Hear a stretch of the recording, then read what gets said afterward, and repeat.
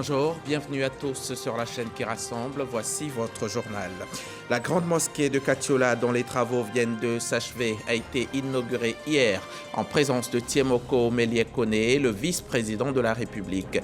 Occasion pour la communauté musulmane de Katiola de prier pour le président Alassane Ouattara et pour la paix en Côte d'Ivoire. On en parle en tout début de journal.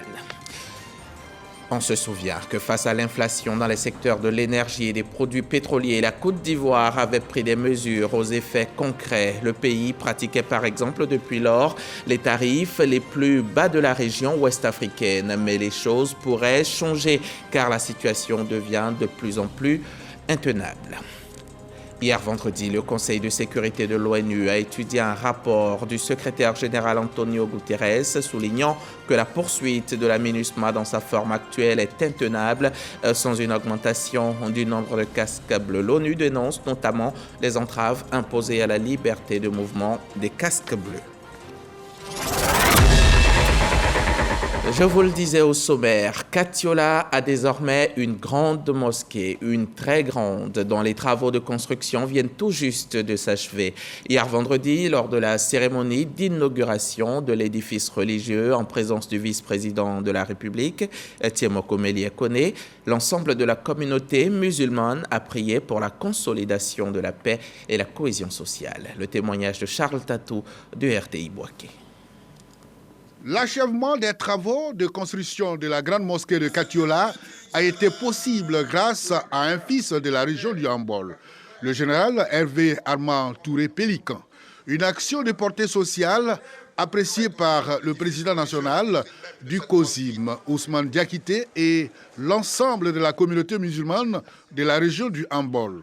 La cérémonie d'inauguration de cet édifice religieux a été rehaussée de la présence du vice-président de la République, Tiemoko Melie-Kone.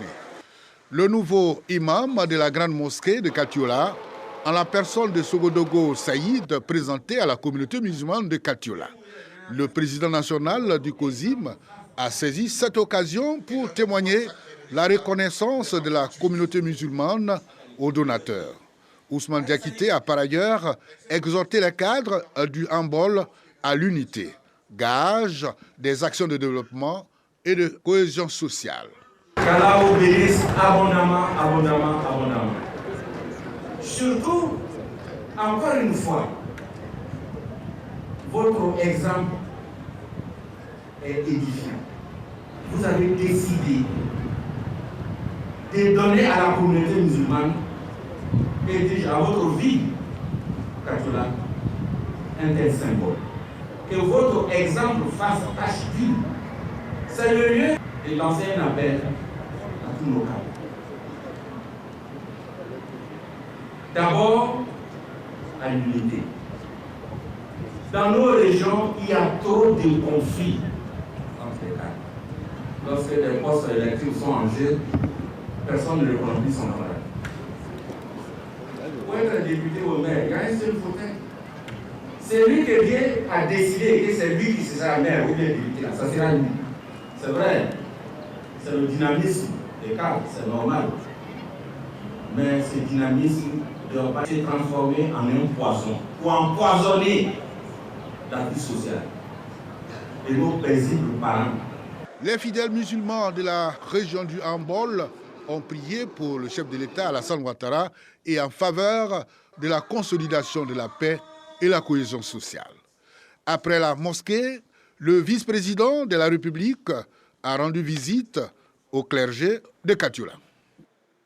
On reste dans le Hambol, où la course vers le développement se manifeste ces derniers temps par un enchaînement de construction de nombreuses routes bitumées. Et quelques heures seulement après qu'il a procédé au lancement des travaux de bitumage de 2 axes importants à Dabakala et Niakara, le vice-président de la République s'est rendu hier à Tafiré pour aussi lancer des travaux de réhabilitation et de bitumage de quelques 10 km de voirie. On part à Tafiré avec Jérôme Kofi Aboula.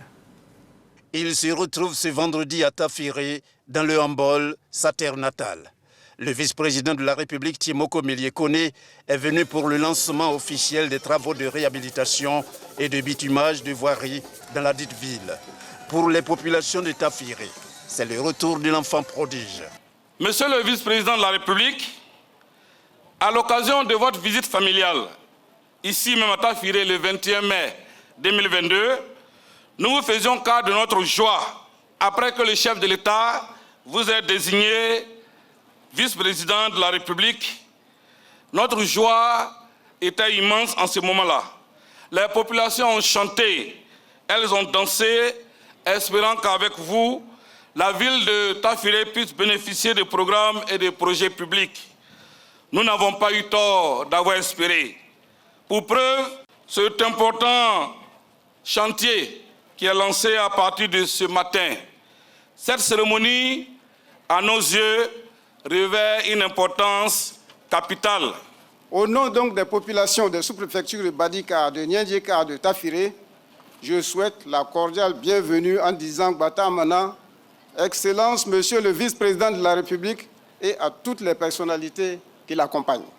Ces populations se félicitent de ce que l'un des leurs ait mérité la confiance de son Excellence Alassane Ouattara, président de la République et chef de l'État de Côte d'Ivoire, au point qu'il en ait fait son premier collaborateur et la deuxième personnalité de l'État. Ce sont 10 km de voirie que l'on doit réhabiliter et bitumer. Le ministre de l'Équipement et de l'Entretien routier s'en félicite quant aux nombreux bénéfices que cela peut engendrer, comme par exemple la création d'emplois. La ville regorge d'énormes potentialités en termes d'aptitude culturelle, avec les cultures de rente, les cultures de subsistance, entre autres le riz, le sorgho, le maïs, l'arachide et en appoint les produits de cueillette. Ces atouts ont fait de Tafiré une plateforme régionale qui draine du monde quasiment tous les jours de la semaine, mais bien plus les samedis et les dimanches pour le commerce. Aujourd'hui, l'état de la voirie urbaine est tel qu'elle ne permet pas d'assurer la mobilité des biens et des personnes dans des conditions satisfaisantes. C'est au regard de toutes ces entraves au développement de cette importante circonscription qu'il est apparu nécessaire de procéder à la réhabilitation de la voirie actuelle et au bitumage de voiries complémentaires. Par ailleurs, il me plaît de signaler que la réalisation de ce projet va générer de l'emploi pour la jeunesse de Tafiré, conformément à la volonté du chef de l'État, son Excellence Alassane Ouattara, qui a proclamé cette année de la jeunesse. Présent aussi à Tafiré, le ministre de la Santé, de l'Hygiène publique et de la couverture maladie universelle. Une présence qui a rapport avec la mise en chantier sur place d'un certain nombre de projets sanitaires, notamment la réalisation d'un centre hospitalier régional. Les travaux de rénovation visent à terme, d'ici décembre 2023, à doter le centre de santé urbain qui deviendra l'hôpital général de Tafiré de nouveaux services, notamment une maternité, une unité néonatologie équipée de 2 blocs et d'un service de réanimation, des services d'urgence, d'une pédiatrie, d'un service antituberculeux, d'un laboratoire, d'une radiologie et d'un service ORL. Pour le vice-président de la République, la joie d'être parmi les siens par cette même occasion est sans limite. Merci à vous de vous être déplacés, si nombreux aujourd'hui encore, pour être les témoins privilégiés de cette cérémonie. Vous témoignez ainsi votre attachement et votre adhésion à la politique de développement inclusif prônée par son Excellence M. Alassane Ouattara, président de la République de Côte d'Ivoire. Hier, nous étions à Dabakala et à Niakara pour procéder au lancement des travaux de bitumage des routes Dabakala, Satama Sokoro et Niakara Tortilla. Aujourd'hui, c'est au tour de la ville de Tafiré d'accueillir le train du développement piloté par le président de la République.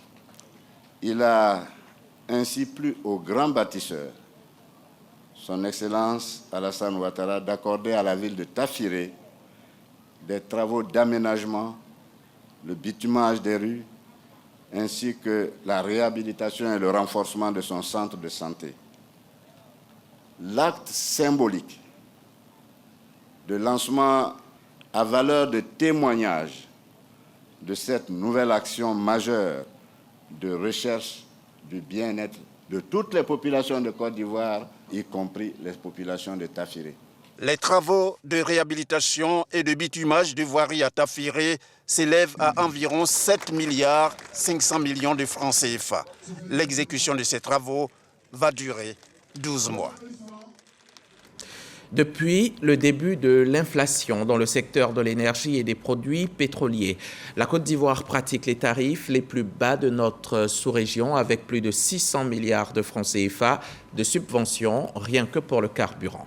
Le gouvernement avait donc vite fait de prendre des mesures aux effets concrets. Cependant, avec la persistance de la crise russo-ukrainienne, la situation devient difficile et la donne pourrait changer. Les précisions de Lanciné Bakayoko.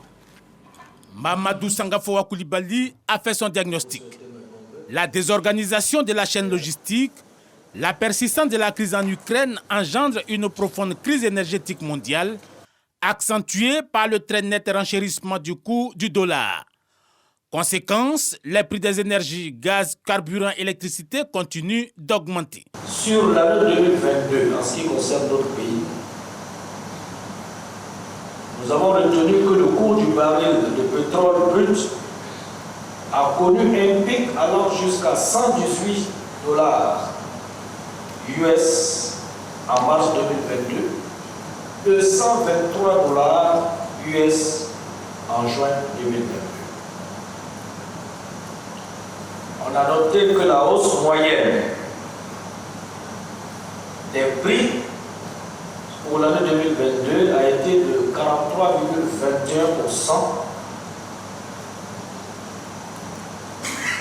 et que le cours du gaz butal a quant à lui augmenté en moyenne de 25,38%. Pour sa part, le gouvernement de Côte d'Ivoire a actionné le levier de la subvention, maintenant ainsi les prix et la consommation au niveau les plus bas de la sous-région. Un peu plus de 600 milliards de francs CFA à ce jour. Au niveau de la facture énergétique, le constat est le même. Une partie significative de la production de notre électricité étant basée sur l'utilisation de produits pétroliers, il va sans dire que le coût de production a nettement augmenté du fait de la crise énergétique, alors que les tarifs de vente sont demeurés inchangés. Ce tableau n'est pas raisonnablement tenable. Un gros risque, d'autant que la crise énergétique mondiale va vraisemblablement s'inscrire dans la durée avec des implications clairement structurelles. Des implications structurelles que la Côte d'Ivoire, la Banque mondiale et le Fonds monétaire international devraient analyser les semaines à venir en profondeur. C'est parti pour Bangamé 2023. L'exercice maritime régional dans les espaces en mer du Golfe de Guinée concerne plusieurs dizaines de pays étrangers. Une centaine de marins ivoiriens y sont engagés. L'exercice vise à lutter efficacement contre la piraterie et les trafics de tout genre dans le Golfe de Guinée et l'océan Atlantique. Notre reporter Souleymane Donisongou nous fait revivre la cérémonie d'ouverture de cette édition 2023.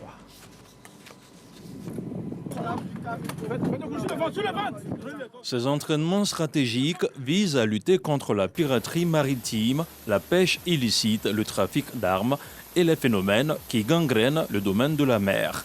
Au Bangamé Express a pour cadre la base navale d'Abidjan et se tiendra sur une semaine.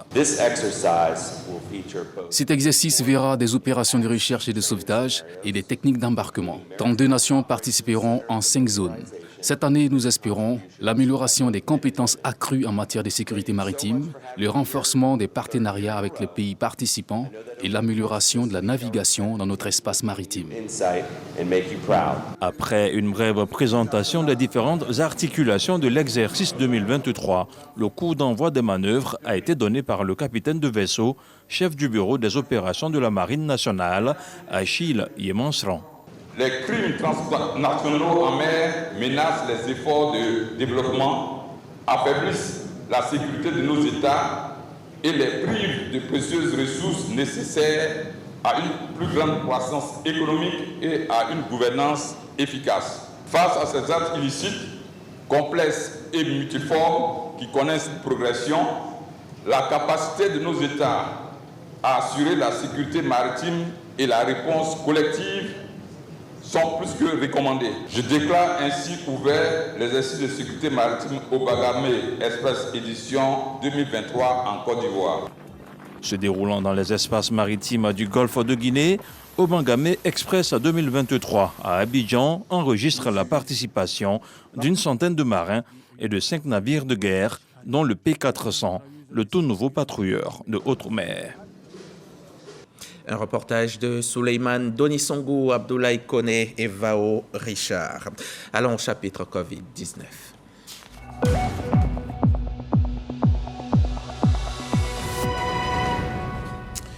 La Côte d'Ivoire compte à ce jour 87 974 cas de Covid avec 833 décès. L'insuffisance rénale chez l'enfant est assez méconnue. On pense à tort que c'est une pathologie qui ne touche que les adultes. Pourtant, de nombreux enfants vivent avec ce dysfonctionnement de la fonction rénale qui s'accompagne d'une accumulation de déchets dans le corps humain. En Côte d'Ivoire, 10 nouveaux cas d'insuffisance rénale infantile sont en moyenne enregistrés chaque trimestre dans l'ensemble de ces centres hospitaliers universitaires. Chacun de ces cas condamnés à fréquenter peut-être à vie, les centres de prise en charge. Vous allez le voir, c'est atroce. Aucun enfant ne mérite d'être malade et de subir de telles souffrances. Et l'impuissance, c'est l'une des plus grandes épreuves des parents. L'accès aux soins, voilà un autre défi. Ces enfants, comment vivent-ils avec cette insuffisance rénale et que fait concrètement l'État de Côte d'Ivoire? C'est un grand reportage de Khalil Diomandé et Jean-Marc Djadji. À peine 17 ans, Barreau est atteint d'une insuffisance rénale chronique. Ses reins, censés éliminer les déchets de son organisme, ne fonctionnent plus. L'adolescent résiste à cette maladie depuis 4 ans. La seule alternative qui s'offre à lui, c'est la dialyse. C'est le rein artificiel. Comme l'enfant, son rein ne fonctionne plus, donc c'est le rein qui permet d'utiliser son sang, de nettoyer le sang. Il faut en moyenne 3 séances par semaine pour maintenir son équilibre vital. Une routine qui a complètement chamboulé le quotidien de Barreau. Je suis fatigué. Je ne peux plus aller à l'école. Je suis tout à la maison. Ma vie est un peu gâchée, quoi.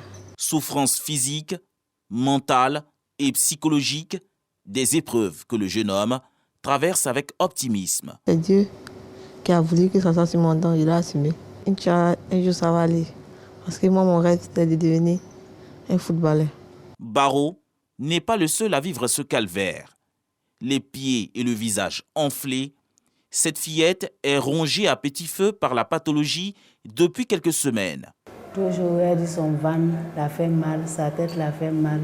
Parce qu'on nous a envoyé au CHU de très vite. On a passé faire 25 jours là-bas. Donc c'est ça qui a montré qu'elle a suivi là. Désormais, sa mère et elle devront effectuer le déplacement 3 fois par semaine depuis Azaguié à plus de 38 km d'Abidjan pour se rendre ici, au centre de néphrologie pédiatrie du CHU de Yopougon, l'unique centre du pays spécialisé dans la prise en charge de l'insuffisance rénale infantile.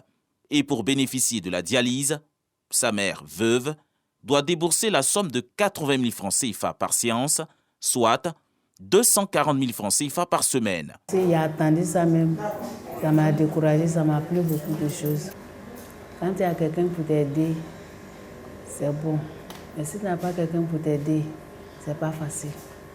Tu peux pas. Aujourd'hui, Rachel ne garde plus qu'un triste souvenir de sa fille décédée des suites de l'insuffisance rénale.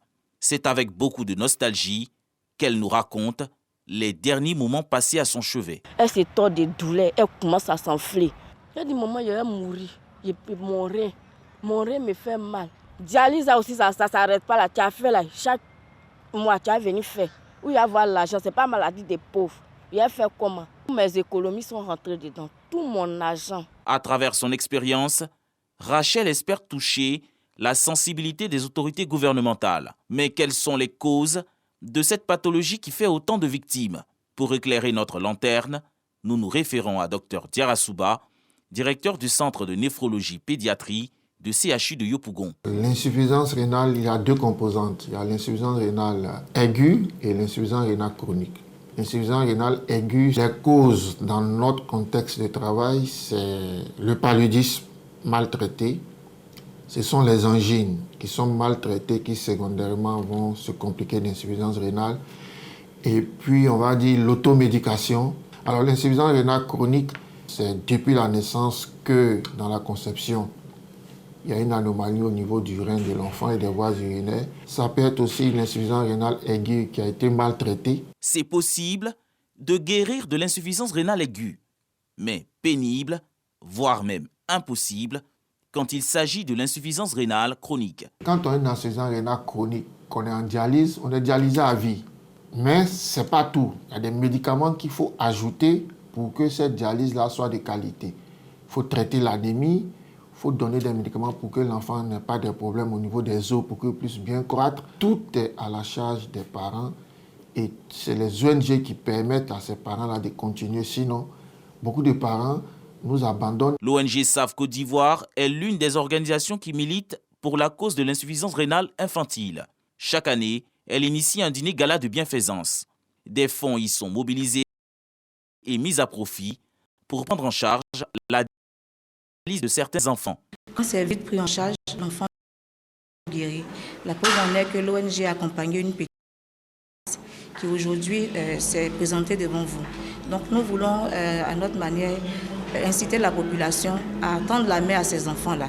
Parce que vite, on les prend en charge, on peut rattraper les choses. Donc c'est de vraiment appeler les personnes de bonne volonté à nous accompagner, à donner le sourire à ces enfants qui ont aussi besoin de vivre, qui ont aussi besoin d'aller à l'école, qui ont aussi besoin de s'épanouir comme les autres enfants. Dans les hôpitaux publics en Côte d'Ivoire, la dialyse coûte 1 750 francs CFA la séance pour les adultes, contre 80 000 francs CFA pour les enfants. Une problématique que le ministre de tutelle entend adresser incessamment. Je pense que ces questions-là seront traitées pour intégrer dans le système de façon globale, donc les enfants comme les personnes adultes, et bénéficier donc des subventions que l'État apporte pour cette pathologie. À ce jour, il est difficile de dénombrer le nombre d'enfants souffrant d'insuffisance rénale en Côte d'Ivoire. Néanmoins, l'on enregistre en moyenne, selon les spécialistes, 10 nouveaux cas par trimestre sur l'ensemble des 3 CHU d'Abidjan. Un taux d'abandon de 90% pour faute de moyens financiers est notamment constaté. En attendant la mise en place d'une subvention, ces enfants et leurs familles continuent de porter leur fardeau avec pour seule arme leur foi. Insuffisance rénale chez l'enfant, entre douleur et espoir. Un reportage touchant de Khalil Diomandé dans un commentaire de Jean-Marc Djadji. De la santé à l'éducation, il n'y a qu'un pas. Une vingtaine d'établissements scolaires du primaire dans la commune de Port-Boué et dans le sud Comoé seront bientôt entièrement réhabilités. Et cela grâce au projet d'appui à la qualité de l'éducation primaire. Projet lancé en octobre 2022 par l'Association des volontaires pour le service international et l'entreprise d'hydrocarbures ENI. Le démarrage de cette série de réhabilitation s'est fait récemment à l'EPP Petit Bassam en présence d'Evelyne Yoboué et Moussa Konaté.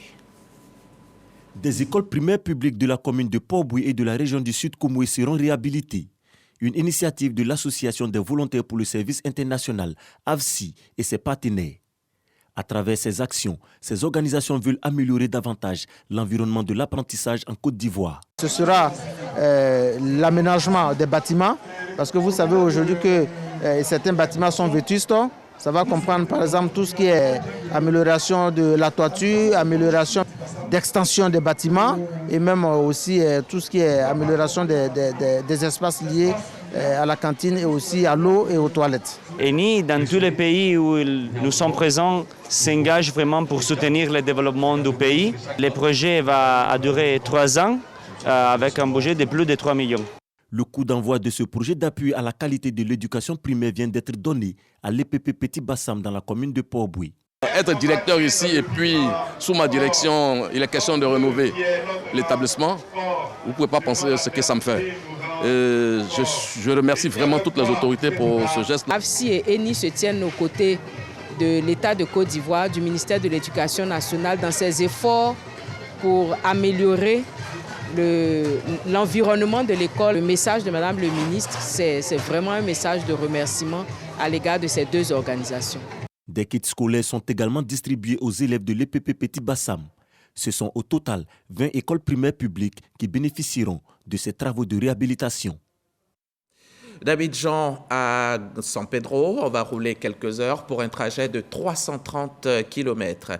Une fois dans la ville balnéaire, un constat est tout de suite frappant. Des constructions sur des lots qui ne sont pas lotis selon les normes. Et c'est un désordre que le ministère de la Construction et de l'Urbanisme s'emploie à régler. Plusieurs réformes en matière de lotissement sont donc engagées. Première étape, l'information, la sensibilisation. Sam Conan, reportage. La ville de San Pedro subit une urbanisation galopante depuis un certain nombre d'années, parfois de façon anarchique, sans un lotissement en bonne et due forme. Aucun lotissement dans cette ville ne respecte la procédure ni même les règles. Il n'y avait pas d'information. Ça fait que chacun vient, il dépose droit bonne carte en brousse et dit que c'est un lotissement qui est approuvé. Or, ce n'est pas approuvé. Voici la cause principale qui faisait qu'il n'y avait pas de bon lotissement dans la ville de San Pedro. Les autorités veulent mettre de l'ordre avec les nouvelles réformes en matière de lotissement élaborées par le ministère de la Construction et de l'Urbanisme. Les chefs coutumiers, les propriétaires terriens, les opérateurs économiques et les populations sont à cet effet invités à une séance de sensibilisation et d'information sur ces nouvelles réformes. Si on veut mettre en place cette réforme, il faut d'abord informer les populations, les sensibiliser. Qu'est-ce qu'il y a dans cette réforme? Quelles sont les bonnes pratiques? Le processus de lotissement va se faire maintenant en 4 étapes. La première étape, c'est la demande d'autorisation de loti. Après, c'est l'approbation du plan de lotissement. Après, l'application du plan qui va aboutir au certificat de conformité. Et par la suite, on aura le titrement massif qui va permettre d'avoir des titres fonciers sur chaque parcelle. Les autorités nous ont dit, voilà les chemins à prendre. Donc nous allons nous mettre dans ça. Pour le maire de la commune de San Pedro, l'anarchie doit prendre fin. San Pedro, le président de la République a ses yeux sur la ville. Parce que pour lui, c'est la zone de désengorgement d'Abidjan. Et il veut un développement particulier pour San Pedro.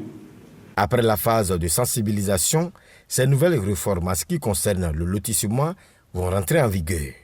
Et le maire Félix Anoblé prévient. Des constructions vont être démolies. Ils sont au nombre de 11. Les cinéastes ivoiriens qui participeront cette année au 28e FESPACO, le festival panafricain du cinéma et de la télévision de Ouagadougou, qui démarre le 25 février prochain. Avant leur départ pour le pays des hommes intègres et nous rapporter, bien entendu, des trophées, la ministre de la Culture a tenu à les rencontrer et leurs échanges ont été cordiaux, comme nous le rapportent Issa Chonayeo et Joël Gomez. 11 jeunes cinéastes ivoiriens retenus pour prendre part à la 28e édition du FESPACO, Festival panafricain du cinéma et de la télévision du Ouagadougou, prévu du 25 février au 4 mars 2023. Ils défendront le drapeau ivoirien à ce rendez-vous du 7e art africain. Avant leur départ, la ministre de la Culture et de la Francophonie, Françoise Remarque, a échangé avec eux à son cabinet au plateau. Ça montre la volonté du ministère de travailler main dans la main avec les acteurs de la culture pour être sûr de faire ce dont on a besoin. Le milieu du cinéma va exploser parce que à table il y avait vraiment pas mal de personnes talentueuses. Voilà, donc je dis grand merci à Madame la ministre et j'espère que voilà, les choses se feront et nous irons au FESPACO pour remporter le prix. La ministre Françoise Remarque profite de l'occasion pour dévoiler ses ambitions pour le cinéma ivoirien. Elle prend l'engagement de donner les moyens aux réalisateurs afin de faire de la Côte d'Ivoire un pays de cinéma et de tournage des films. En plus de 11 cinéastes, Françoise Remarque a lancé un appel à candidature aux jeunes de moins de 40 ans et porteurs d'un projet en lien avec le cinéma. 10 seront retenus et pris en charge par son département pour prendre part au 28e FESPACO. La date limite des candidatures est fixée au 30 janvier 2023. Et en attendant le FESPACO qui démarre donc le 25 février, on part tout de même au Burkina Faso. La 16e édition du Salon international de l'artisanat de Ouagadougou a ouvert ses portes hier en présence du président de la transition, le capitaine Ibrahim Traoré. Artisanat africain, levier de développement et facteur de résilience des populations. C'est le thème de cette nouvelle édition qui accueille une vingtaine de pays, dont le Sénégal, le Bénin, l'Iran, le Pakistan, Madagascar, le Mali ou le Maroc. La Côte d'Ivoire est le pays invité d'honneur. Le Conseil de sécurité de l'ONU doit se prononcer en juin sur un renouvellement de la MINUSMA. Hier vendredi, il a étudié un rapport du secrétaire général Antonio Guterres, soulignant que la poursuite de la mission dans sa forme actuelle est intenable sans une augmentation du nombre de casques bleus.